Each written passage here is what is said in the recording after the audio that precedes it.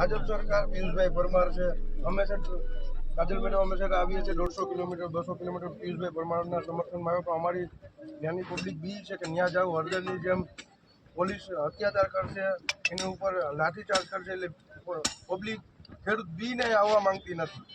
પણ એક પરિવર્તન એવું છે અટાણે જે લાગી રહ્યું છે કે વરસાદના હિસાબે પણ જો એટલા ખેડૂતો અહીં આવે છે, પરિવર્તન ઈચ્છે છે પબ્લિક, પણ અંદરથી જે ભાજપનો જે ડર છે પોલીસ ઉપર, જે પોલીસના ઈશારાથી જે અત્યાચાર કરાવે છે એના હિસાબે નથી આવતી.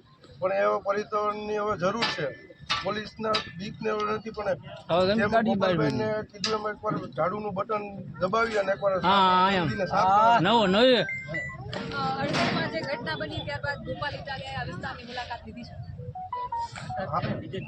બીજે દિવસે આવ્યા છે અને પિયુષભાઈ પરમાર જે અત્યારે જેલમાં છે, પછી જે શાસન જણા છે બધાના ઘરે પર્સનલી ઘરે ગયા છે. અમારા ઘરે પણ પિયુષભાઈના ઘરે આવેલા છે, ગોપાલભાઈ આવેલા છે, રાજુભાઈને ગરબડાના ઘરે ગયા છે, પિયુષભાઈ પરમારના ઘરે ગયા છે. પબ્લિકના બધા ટોટલી જે 60થી 67 જણા જે જેલમાં છે બધાના ઘરે પર્સનલી મુલાકાત લીધેલી છે. અરવિંદ કેજરીવાલનું દિલ્હીથી છે અહીંયા સુધી આવવું એનું મુખ્ય કારણ શું છે અને મુદ્દા ક્યાં છે ખેડૂતોને લઈને છે? જે આ કરદો જે કરે છે, કરદો સાફ કરવાનો મુદ્દો છે. અને કેજરીવાલ સાહેબનું અહીં આવવાનું અને ભગવત માન સાહેબને આવવાનું એ છે કે તમે જે અંદરથી જે ભાજપનો જે ડર છે એને કાઢી નાખો, એ મુદ્દે. કરતાની વાત કરી છે તો કરતાને લઈને સરકાર અને તંત્ર ક્યાંક ને ક્યાંક ઝૂક્યું છે. પરિપત્ર પણ જાહેર થયું છે કે હવેથી કરદો નહીં, તો એનો મતલબ કે કરદો થતો એ સ્વીકાર્યું છે. અને હવે પબ્લિક અને જોશ જે જોયો છે, જે પેલા બોટાદ જે એપીએમસીમાં જોયો, પછી જે પોલીસના ડરથી પબ્લિક એટલી આવવા નહોતી માંગતી, પણ માત્ર ને માત્ર 5 મિનિટમાં જે હળદર ગામમાં જે હજારોમાં સંખ્યામાં જે પબ્લિક આવી છે, ખેડૂત આવ્યા છે, એના ડરને હિસાબે સરકાર ઝૂકી છે અને આગે પણ વધારે ને વધારે ઝૂકશે. કોંગ્રેસ હંમેશા દાવો કરતી આવી છે કે કોંગ્રેસ ખેડૂતોની સાથે છે. કોંગ્રેસ ખેડૂતોની સાથે છે? ના, કોંગ્રેસ સાથે નથી. કોંગ્રેસ જો સાથે હોય તો 30 વર્ષ સુધી શાસન જ ન ભાજપનું, ભ્રષ્ટ ભાજપનું શાસન જ ન રહે.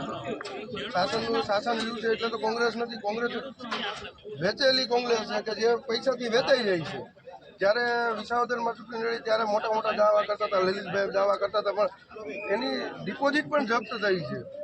ઓનલી ફોર 5000 મત મળ્યા હતા ત્યાંના ઉમેદવારને અને કેન્ડિડેટ.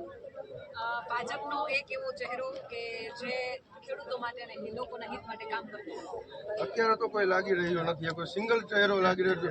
મોદી સાહેબ હોય પણ મોદી સાહેબના નામે ભાજપના જે અહીંના ભ્રષ્ટ બધા છે એ મત લે છે, પણ અત્યારે સિંગલ ચહેરો નથી. એટલી ત્રાહીમામ થઈ ગઈ છે, કાંઈ કાઢવા માંગે છે ભાજપ. ઓનલી ફોર અત્યારે આપને બધા સમર્થન કરે છે કે કોંગ્રેસ એમ કહેતી હતી કે ત્રીજી પાર્ટી આવે નહીં, ત્રીજી પાર્ટીનો યુગ આવ્યો છે ને ત્રીજી પાર્ટી જે છે કે જે ભાજપને ભ્રષ્ટ કરી શકે છે.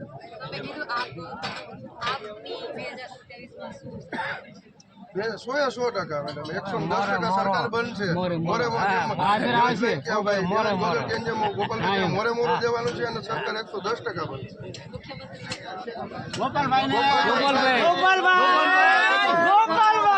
ગોપાલભાઈ હોય યા ઈસુદાનભાઈ હોય, પણ ગમે કોઈ હોય, પણ આપની સરકારની જરૂર છે. હા, ભ્રષ્ટ નવા ભાજપને સરકાર અહીંથી બદલાવા. કાઢવાની જરૂર છે. નવા